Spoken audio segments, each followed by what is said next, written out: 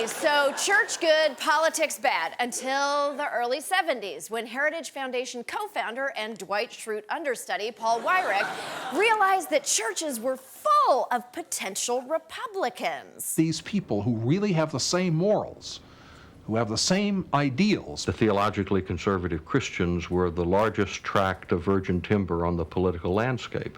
Well, technically virgin, if you don't count butt stuff. The spark that set the evangelical timber ablaze was an early 70s court case. No, wrong court case. It wasn't abortion that birthed the religious right. It was good old white nativism and anti-government anger when the IRS challenged evangelicals' God-given right to go to school without black people. The IRS wants to revoke the tax exemptions for private schools which discriminate racially in their admissions policies. Evangelical leaders, prodded by Weyrich, chose to interpret the IRS ruling against segregationist schools as an assault on the integrity and the sanctity of the evangelical subculture. And that is what prompted them to action and to organize into a political movement. Oh, don't worry, gays. They'll get to you. You're just harder to spot. The controversy centered on Bob Jones University, the Christian college whose founder preached, if you're against segregation and against racial separation, then you are against God. I'm happy to say that guy is now in heaven, sharing a cloud with Prince. Sorry, pal. Heaven integrated in 1990, 10 years before your college dropped its interracial dating ban. But leaders knew a national movement required a broader rallying cry than black people are icky. What to do? What to do? Once these evangelical leaders had mobilized in defense of Bob Jones University, they held a conference call to discuss the prospect of other political activities. Several people suggested possible issues, and finally a voice on the end of one of the lines said, "How about abortion?" Hey, why not? It could have been werewolves, but they were going alphabetically. They launched a campaign to convince Protestants to hate abortion more than they hated Catholics with factual medical films like this, while pushing to get sex ed out of schools and put prayer back in. Mainly the prayer, "Are you there, God? It's me. I'm pregnant. How did this happen?" And please understand, when I say the religious right, I'm not talking about people of faith, hashtag not all Christians. I'm talking about a political movement to harness the voting power of evangelicals to the conservative Republican cause. It was an impressive feat of engineering. How important is it for Christians to register to vote? Bill, outside of attaining eternal salvation, I can't think of anything that's more important right now. Number one, get people saved. Number two, get them baptized. Number three, get them registered to vote. Jerry Falwell, of course, saying that God was neither a Republican or a Democrat, and he sure wasn't a Democrat. Jesus Goebbels is right. God probably isn't a Democrat. That's why he doesn't believe in paying taxes. At their leaders' urging, evangelicals abandoned the devout Baptist farmer who taught Sunday school and helped the poor and switched their allegiance to the divorced movie star who hung out with Hollywood Jews, sinners, and believers in evolution.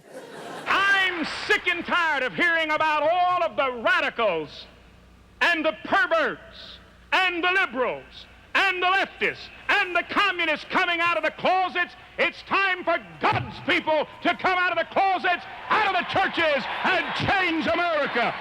Yep, there it is. The moment the Christian right and the Republican Party locked eyes and leaned in for their sloppy 35-year tongue kiss. In 1972, the GOP platform didn't contain a single reference to God or religious issues, not even Nixon's proposed plank, "Goddamn the Jew media." But from 1980 onwards, the platform came to read like a Baptist dream journal. Oh my God, I hope they sanded that. If you're young, the wackiest thing you may have seen at a GOP convention is an old man talking to an invisible black dude. Well, brace yourself for a taste of 1992. The platform committee of the Republican Party is pretty well congruent with everything we as Christians believe and teach and practice. Most women do not wish to be liberated from their essential natures as women. On behalf of family values, we've taken on Hollywood and the media elite, and we will not back down. Bill Clinton and Al Gore represent the most pro-lesbian and pro-gay ticket in history. Actually, Pat, I think he was mainly pro-lesbian. But the religious right so dominated the culture, even Bill Clinton couldn't fulfill his campaign promise to let gays serve openly in the military. And speaking of not serving in the military, George W. Bush, in many ways, the answer to the religious right's annoyingly loud prayers. As Bush's Attorney General, Pentecostal prude John Ashcroft calmed America's nerves after 9/11 by tackling the most important matter facing our nation: covering up statues' dirty pillows. Oh my God, that is so disgusting. Can we cover that up, please? Thank you. No. Wow, that's better. But here's the good news. One of the 3 boobs up there is gone. And the religious right has been losing ground for 15 years. Gay people can marry and serve in the military, and apart from a handful of bigoted bakers, most people are fine with it. And when North Carolina Republicans tried to get people to the polls with a bathroom culture war, the country held their head in the toilet while the Attorney General gave them a swirly.